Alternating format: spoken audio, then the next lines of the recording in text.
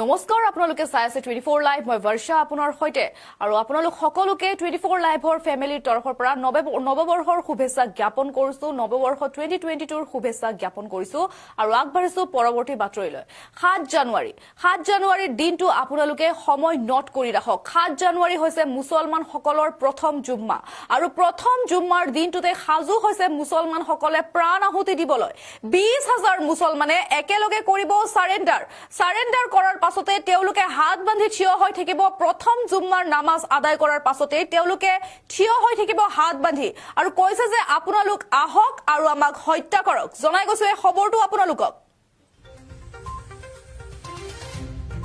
7 জানুৱাৰী বছৰটোৰ প্ৰথম জুম্মা কি হ'ব 7 জানুৱাৰীৰ দিনটো প্ৰথম জুম্মাৰ দিনটোৱে অমংগল হ'ব নেকি মুছলমান সকলৰ বাবে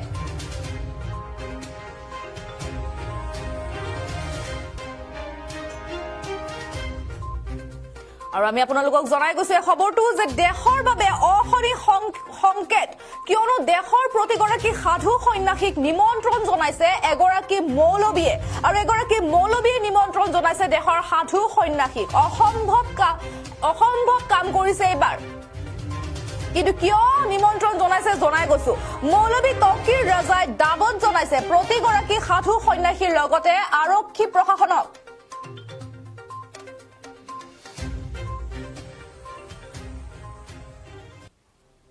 নৱবৰ্ষৰ প্ৰথম জুম্মাত ইছলামিক এণ্টাৰ কলেজৰ ফিল্ডত সাৰেন্ডাৰ কৰিব 20000 মুছলমানে একেলগে সাৰেন্ডাৰ কৰিব 20000 মুছলমানে জনাই গৈছো আটাইতকৈ গুৰুত্বপূৰ্ণ এটা খবৰ আৰু যিহেতু আজি নৱবৰ্ষৰ প্ৰথম দিন 7 জানুৱাৰীলৈ মাজত কেইটামান দিন বাকি আছে চৰকাৰক অনুৰোধ মৌলবী তকিৰ ৰজাৰ আৰক্ষীক পঠাওক নহলে অৰ্ধসামৰিক বাহিনীৰ দলক পঠিয়াই আমাৰ হত্যা কৰক আমি সাজু হৈ আছো নিজৰ ডিঙি কটাবলৈ আমি সাজু হৈ আছো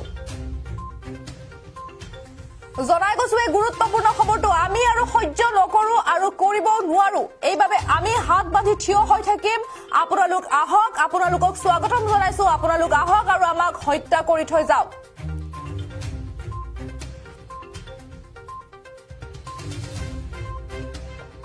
আহক আমাক মুকলিকৈ হত্যা কৰক প্ৰতিগৰাকী সাধু সন্যাসীৰ লগতে আৰক্ষী প্ৰশাসনক অনুৰোধ জনাইছে এগৰাকী মৌলবীয়ে আহক আমাক মুকলিকৈ হত্যা কৰক প্ৰতিগৰাকী সাধু সন্যাসীৰ লগতে এবাৰ আৰক্ষী প্ৰশাসনক মুকলি চ্যালেঞ্জ সাধু সন্যাসীৰ ৰূপত একোজনকৈ সন্ত্ৰাসবাদী এওঁলোক এই মন্তব্য তকিৰ ৰজাৰ মৌলবী তকিৰ ৰজাই মন্তব্য কৰিছে প্ৰতিগৰাকী সাধু সন্যাসী আতংকবাদী সন্ত্ৰাসবাদী দেশত গৃহযুদ্ধ হোৱাটো আমি নিবিচাৰো এইভাবে আমাৰ উলমাৰ এই সিদ্ধান্ত দেশৰ 20 লাখ মুছলমানক হত্যা কৰাৰ ষড়যন্ত্ৰ ৰচিছে সন্ত্ৰাসবাদী সন্যাসীসকলক সন্ত্ৰাসবাদীৰ আখ্যা দিছে মৌলবী তকিৰ ৰজাই জনাই গৈছো এই গুৰুত্বপূৰ্ণ খবৰটো যে এইভাবে আমিও সাজু জুম্মাৰ প্ৰথম নামাজ আদায় কৰাৰ পাছতে আহক আমাক হত্যা কৰক আমি সাজু হৈ আছো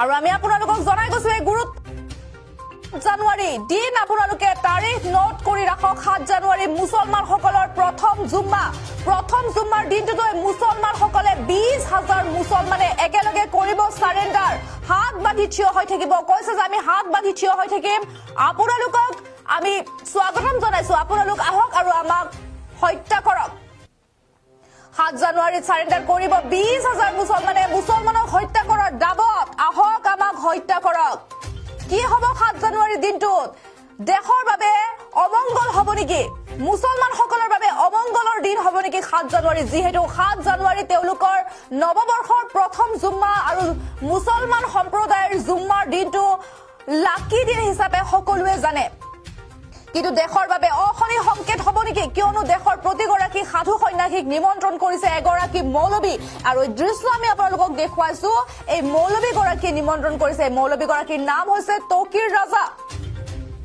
নৱবৰ্ষৰ প্ৰথম জুম্মাত আমি আপোনালোকক নিমন্ত্ৰণ জনাইছো আপোনালোক আহক আমাক হত্যা কৰি থৈ যাওক কিয়নো আমি এনে ধৰণৰ কথা আৰু সহ্য কৰিব নোৱাৰো আৰু আমি নকৰো কিয়নো আমাক বাৰম্বাৰ সন্ত্ৰাসবাদীৰ আখ্যা দিয়া হয় মুছলমান সকলৰ বাবে গৃহযুদ্ধ হৈছে মুছলমান সকলক গণহত্যা কৰা হৈছে মুছলমান সকলক বাৰম্বাৰ হাৰাশাস্তি কৰা হৈছে দেশত। এইভাবে আমি আৰু সহ্য কৰিব নোৱাৰো। এইভাবে আপোনালোক আহক আৰু আমাক হত্যা কৰি যাওক। একেলগে 20,000 মুছলমানক আপোনালোক হত্যা কৰি যাওক। আমি হাত বান্ধি থিয় হৈ থাকিম। আপোনালোক আহক আমাক হত্যা কৰি যাওক। এই মন্তব্য কৰিছে মৌলবী তাকিৰ ৰজাই। সাধু সন্যাসীৰ ৰূপত এওঁলোক একোজন আতংকবাদী। এওঁলোকে যি উত্তৰাখণ্ডত যি তেওঁলোকৰ ধৰ্ম অনুষ্ঠান হৈছিল, সেই ধৰ্মীয় অনুষ্ঠানত তেওঁলোকে উল্লেখ কৰিছিল যে আমি 20 লাখ মুছলমানক হত্যা কৰিব লাগিব। কিন্তু 20 লাখ মুছলমানক হত্যা কৰিব বৰ্তমান সম্ভৱ নহয়। এইভাবে জুম্মাৰ নামাজ আমি আদায় কৰিম সেই ফিল্ডত, আৰু তাৰ পাছতে আমি হাত বান্ধি থিয় হৈ থাকিম। আপোনালোকৰ যদি ক্ষমতা আছে আপোনালোক আহক আৰু আমাক হত্যা কৰি যাওক। আৰু পলম নকৰাকৈ তেওঁৰ মন্তব্য প্ৰথমতে শুনাই দিব বিচাৰিছো।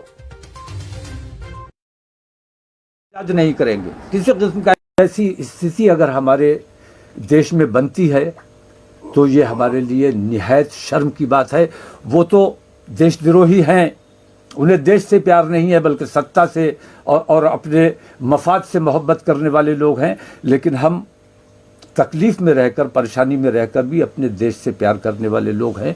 इसलिए हमारे उलमा ने इत्तेफाक राय से ये फैसला किया है कि अपने मुल्क में अमन व अमान कायम रखने के लिए, मुल्क को गृह युद्ध से बचाने के लिए, दंगे फसाद से, आतंकवाद से बचाने के लिए, उनकी मंशा 20 लाख मुसलमानों को कत्ल करने की है, तो हम कत्ल होने के लिए तैयार हैं।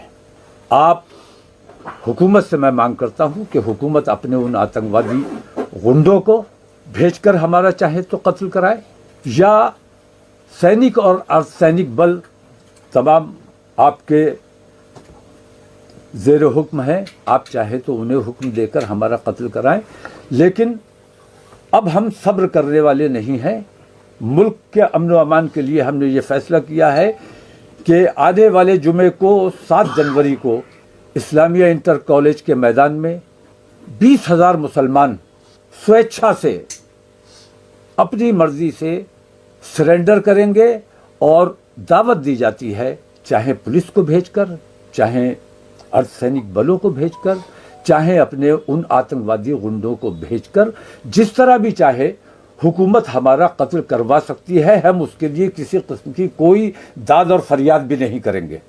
और अगर उनकी प्यास खून से बुझती है तो उन्होंने 20 लाख का लक्ष्य रखा है, हम उन्हें 20 लाख देने को तैयार हैं। हमारे उलमा ने यह फैसला किया है कि मुल्क में फसाद नहीं होने देना है। इसके लिए आसानी का और बेहतरी का रास्ता यह है कि हम अपने मुल्क के लिए कुर्बानी दें, अपनी जानों की कुर्बानी दें। और हर जुमे को इंशाअल्लाह, पहला जुमा हमारा 7 जनवरी को पड़ रहा है, पहला जुमा हम 20,000 मुसलमानों को जमा करेंगे इस्लामिया की फील्ड में और दावत देते हैं कि आइए हमारा कत्ल कीजिए। हम हाथ बांधकर खड़े होंगे, कोई एहतजाज नहीं करेंगे। किसी किस्म का ऐसा सत्ता से और अपने मफाद से मोहब्बत करने वाले लोग हैं। लेकिन हम तकलीफ में रहकर, परेशानी में रहकर भी अपने देश से प्यार करने वाले लोग हैं। इसलिए हमारे उलमा ने इत्तेफाक राय से ये फैसला किया है कि अपने मुल्क में अमन व अमान कायम रखने के लिए, मुल्क को गृह युद्ध से बचाने के लिए, दंगे फसाद से, आतंकवाद से बचाने के लिए, उनकी मंशा 20 लाख मुसलमानों को कत्ल करने की है, तो हम कत्ल होने के लिए तैयार हैं। आप हुकूमत से मैं मांग करता हूं कि हुकूमत अपने उन आतंकवादी गुंडों को भेजकर हमारा चाहे तो कत्ल कराए, या सैनिक और अर्धसैनिक बल तमाम आपके ज़ेर हुक्म हैं, आप चाहे तो उन्हें हुक्म देकर हमारा कत्ल कराएं। लेकिन अब हम सब्र करने वाले नहीं हैं। मुल्क के अमन व अमान के लिए हमने ये फैसला किया है कि आने वाले जुमे को 7 जनवरी को इस्लामिया इंटर कॉलेज के मैदान में 20,000 मुसलमान स्वेच्छा से, अपनी मर्जी से सरेंडर करेंगे। और ऐसी स्थिति अगर हमारे देश में बनती है तो ये हमारे लिए निहायत शर्म की बात है। वो तो देशद्रोही हैं।